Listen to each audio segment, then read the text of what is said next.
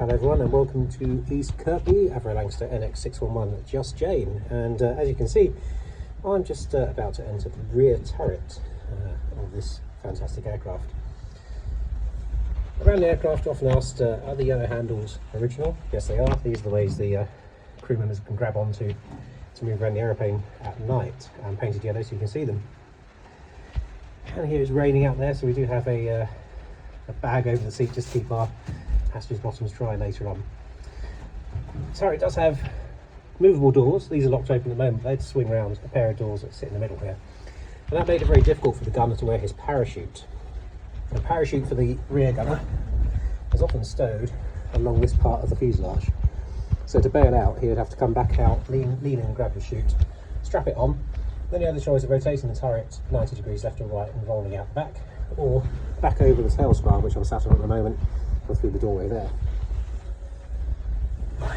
So Jane, being a Canadian built Lanc, has the 50 cal turret, so a pair of 50 caliber machine guns in here, one left of the cocking handle there, and one to the right. The British bombers had four 303 machine guns fitted in usually. Just ahead of us here, the control mechanism, a hydraulic turret, and the control horn here operates turret left and right and up and down. And you can see on the front there we also have the trigger mechanism for the gun to operate each machine gun. Looking further up, we have our reflector gun sight. So this is at eye level and head position now you're in for a rear gunner. So that's his view, and you can see either side of his head, just down kind of waist height, he has the breeches of these 50 cal machine guns with the breeches ahead there with the 50 cal bullets going in. So rather a noisy place when you do open fire, despite the freezing cold conditions back here and the noise in the aeroplane and the airflow. These guns will probably be very noisy as well. You can see the reflections on the perspex ahead of us here. A number of Lancaster gunners would remove the middle part of the perspex, leaving it wide open, so there's no reflections, nothing to distract from their night vision and seeing out there anything that might be chasing them down.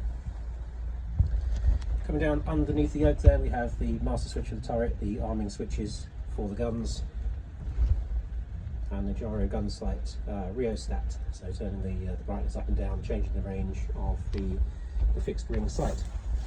Down in the middle is oxygen supply and the clock for that.